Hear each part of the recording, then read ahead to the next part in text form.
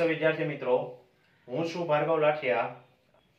आज આપણે ધોરણ 9 વિષય વિજ્ઞાન અને ટેકનોલોજીમાં પ્રકરણ 6 પેશીઓમાં આજનો આપણો ટોપિક છે પેશીઓ, વનસ્પતિ પેશીઓના પ્રકાર આપણે જોશું અને એમાંથી પહેલી વર્ધનશીલ પેશી વિશેની વાત આજે આપણે કરવાના છીએ। તો ચાલો શરૂ કરીએ આજનો આપણો ટોપિક।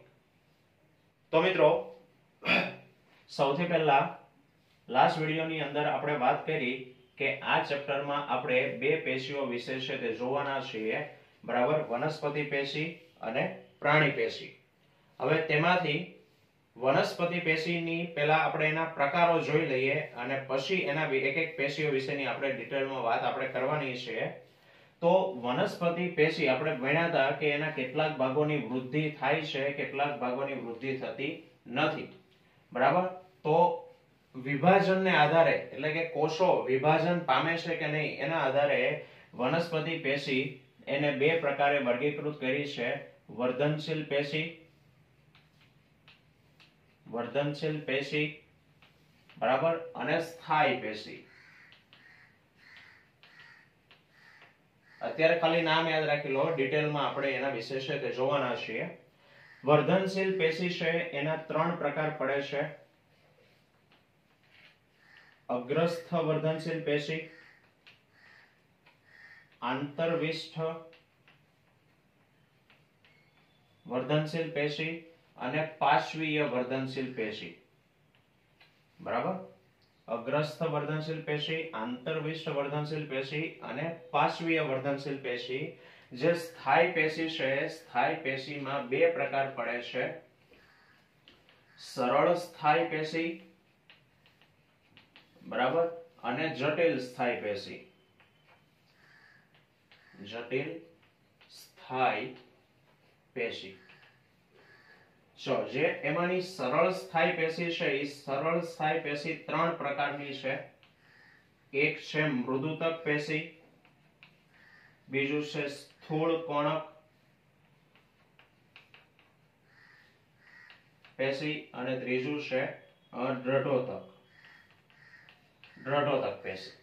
जोशो आपणे डिटेल में। अने जे जटिल स्थायी पेशी छे एना बे प्रकार पड़े छे, जलवाहक पेशी अने अन्नवाहक पेशी, बराबर।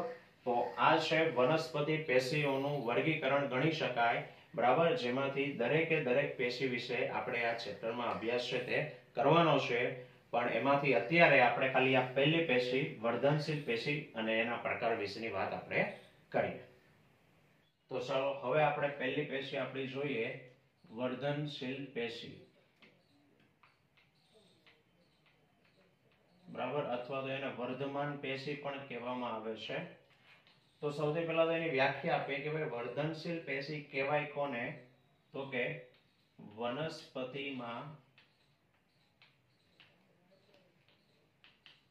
कोष विभाजन दरमियान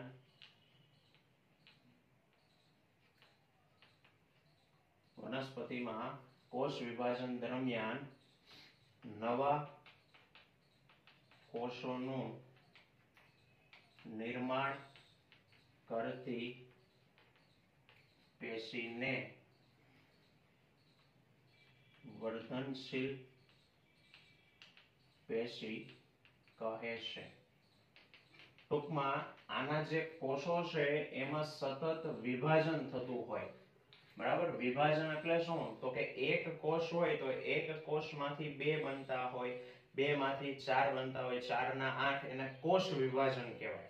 હવે નવા નવા કોષો બન્યા રાખે તો એની વૃદ્ધિ થયા રાખે ને। તો વનસ્પતિની જે વૃદ્ધિ, જે હાઈટ વધે છે, એની જે પોખળાઈ વધે છે ને, એ આ વર્ધનશીલ પેશીને કારણે છે, બરાબર। तो वनस्पति में कोष विभाजन दरमियान नवा कोषों निर्माण करती पेशी एने वर्धनशील पेशी छे ते कहेवाय। हवे आ पेशी वनस्पतिना बधा ज भागोमां नथी आवी, खास करीने वनस्पतिना एवा भागो के ज्यां वृद्धि थती होय एवा ज भागोमां आ पेशीओ आवेली छे, बराबर। एटले वनस्पतिमां स्थानने आधारे તેના 3 પ્રકાર છે સ્થાનને આધારે, એટલે કે ક્યાં આવેલી છે તેના આધારે, બરાબર. પહેલું વાત કરીએ અગ્રસ્થ વર્ધનશીલ પેશી.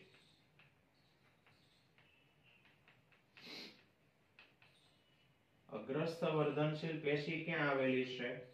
તો કે નામ પરથી જ ખબર પડે, અગ્ર એટલે આગળના ભાગે.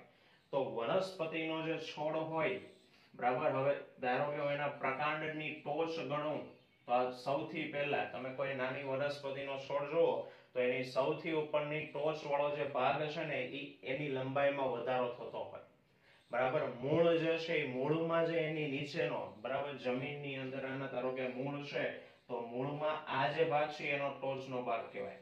આ પ્રકાંડનો ટોચનો ભાગ છે. તો વનસ્પતિમાં મૂળના ટોચનો ભાગ અને પ્રકાંડનો ટોચનો ભાગ એ અગ્રસ્થ કહેવાય, બરાબર. તો લખી શકાય કે તે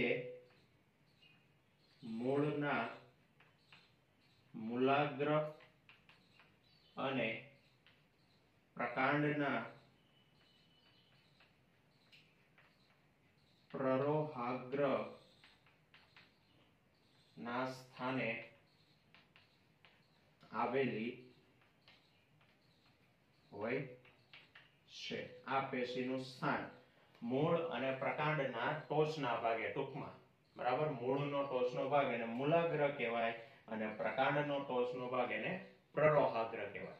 આ ટોચના ભાગ ઉપર અગ્રસ્થ વર્ધનશીલ પેશી આવેલી હોય. હવે આ શું કરે તો કે અહીંયા કોષનું વિભાજન કરે. અહીંયાના 2 હોય તો 2 ના 4, 4 ના 8, આમ કરી નવા કોષો ક્યાં વધતા જાય? ઉપર વધતા જાય ને.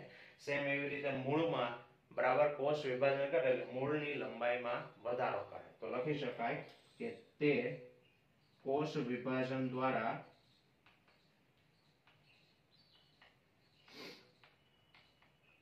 પ્રકાંડ અને મૂળની લંબાઈમાં વધારો કરે છે.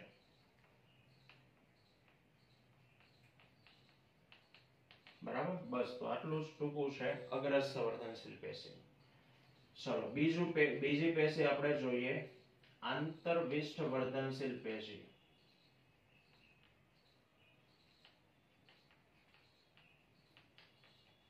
આંતરવિષ્ઠ વર્ધનશીલ પેશી. આંતરવિષ્ઠ, આંતર એટલે વચ્ચે. ક્યાં વચ્ચે? કોની વચ્ચે? તો હવે કે પ્રકાંડ છે, હવે પ્રકાંડમાંથી ધારો કે કોઈ શાખા પડે છે, બરાબર, અને એ શાખા પર કોઈ ધારો કે પર્ણ છે, તો આ એનું પ્રકાંડ, બરાબર. અને પ્રકાંડ અને આ શાખા ક્યાં જોઈન્ટ થયા છે? અહીંયાથી જોઈન્ટ થયા છે ને.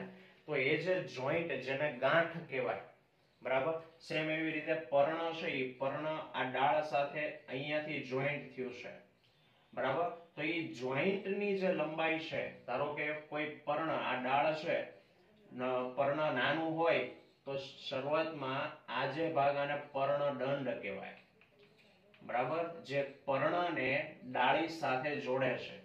તો એ પર્ણદંડ, પાંદડું જ્યારે નાનું હોય, કુમળું હોય ત્યારે એ પર્ણદંડ નાનો હોય, પણ જેમ પાંદડાની વૃદ્ધિ થાય તેમ તેમ આ પર્ણદંડ પણ મોટું થવા લાગે, બરાબર. તો એ પર્ણદંડ પાસે આવેલી પેશી એ આંતરવિષ્ઠ વર્ધનશીલ પેશી કહેવાય. જે આંતર ગાંઠો વચ્ચેનું અંતર વધારે, બરાબર. અહીંયા આ ગાંઠ છે 2, એ ગાંઠ વચ્ચેનું અંતર વધારે. અહીંયાથી આ ગાંઠ કહેવાય, એ ગાંઠ વચ્ચેનું અંતર છે તે વધારે છે. તો લખી શકાય કે તે 2 સ્થાયી પેશીની વચ્ચે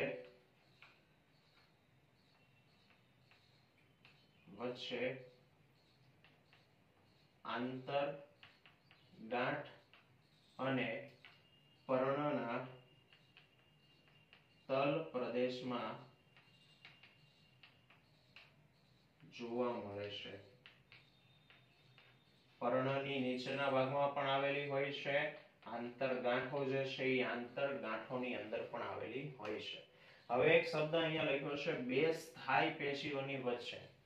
સ્થાયી પેશી તો હજુ આપણે ભણ્યા નથી, બરાબર. કાઈ નહીં, સમજાવી દઉં. જે વર્ધનશીલ પેશી છે ને એ આટલા ભાગમાં જ હશે, આખા પ્રકાંડમાં નહીં હોય. વર્ધનશીલ પેશી જ્યાં પૂરી થાય ને ત્યાં બીજી પેશી આવે સ્થાયી પેશી, બરાબર? તો આ આંતરવિષ વર્ધનશીલ પેશી એ બે સ્થાયી પેશીઓની વચ્ચે છે તે હોય છે. આંતરગાંઠ અને પર્ણના તલ પ્રદેશ, પર્ણનો નીચેનો ભાગ, બરાબર, ત્યાં આંતરવિષ વર્ધનશીલ પેશી હોય જે શું કાર્ય કરે છે તો કે આંતરગાંઠ વચ્ચેનું અંતર અથવા વચ્ચેનું અંતર અથવા તો લંબાઈમાં વધારો કરે છે.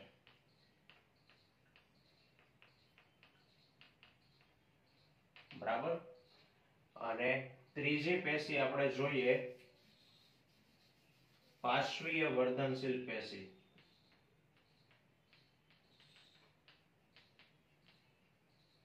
પાર્શ્વીય વર્ધનશીલ પેશી. હવે આ પેશી શું કામ કરે તો કે પાર્શ્વ એટલે બાજુ થાય, પશ્વ એટલે પીઠ થાય, બરાબર? બે અલગ અલગ શબ્દ છે, પાર્શ્વ અને પશ્વ. પશ્વ એટલે પીઠ, પાછળ, અને આ પાર્શ્વ સંસ્કૃત શબ્દ એટલે બાજુમાં થાય. તો પાર્શ્વીય વર્ધનશીલ પેશી ક્યાં આવી હોય તો કે ખાસ કરીને, બરાબર, વનસ્પતિ અથવા તો ચોપડીમાં શબ્દ આપ્યો છે દ્વિદળી વનસ્પતિમાં મૂળ અને પ્રકાંડના પરિઘમાં.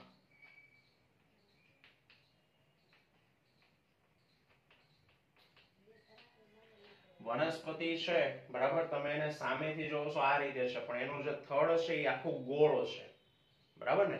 એનું જે મૂળ છે એ પણ ગોળ, એટલે કે તમે એને કાપો અને ઉપરથી જોવો તો આ પ્રમાણેનું ગોળ રચના છે તે દેખાય.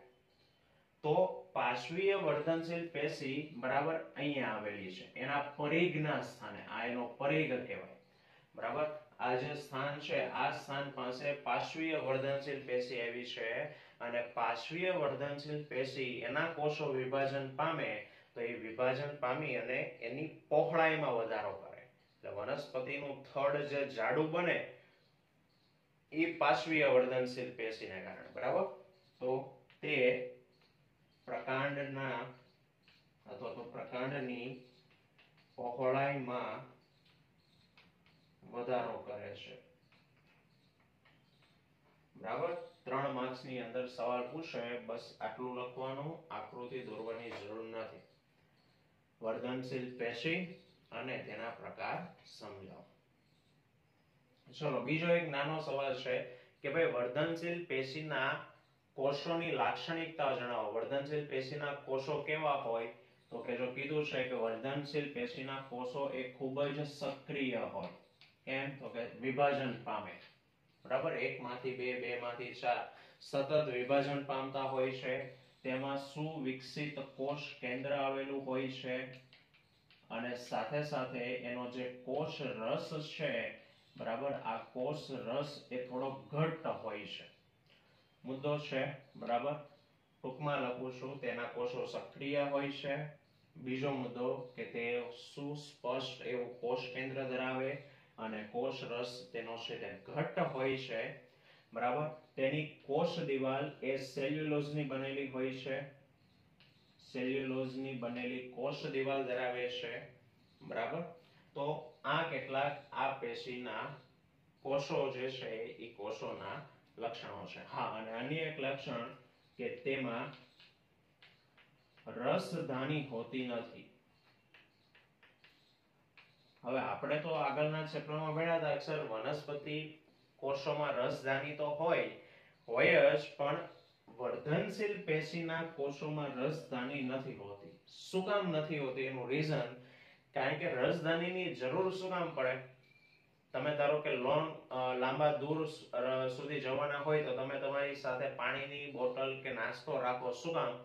જ્યારે તમને જરૂર પડે ત્યારે તમે એમાંથી ખોરાક કે પાણી લઈ શકો એવી રીતે. તો વનસ્પતિમાં પણ રસધાનીનું કાર્ય એ જ છે કે જ્યારે કોષને જરૂર પડે ત્યારે એમાંથી જે દ્રવ્યો, પ્રવાહી દ્રવ્યો ભેળા છે એ વાપરી શકે. પણ અહીંયા આ કોષો તો લાંબો સમય સુધી રહેતા જ નથી. એક કોષ બન્યો હોય તો એમાંથી એકમાંથી તરત બે થઈ જાય, બે માંથી ચાર થઈ જાય. લાંબા સમય સુધી અહીંયા કોષ છે તે અસ્તિત્વ ધરાવતો નથી અને એટલા માટે આવી પેશીઓમાં રસધાની છે તે હોતી નથી. બરાબર. તો ખૂબ જ અગત્યનો આ સવાલ છે, વર્ધનશીલ પેશી. આવતા વિડીયોમાં ફરી પાછા મળીશું. ત્યાં સુધી જય હિન્દ.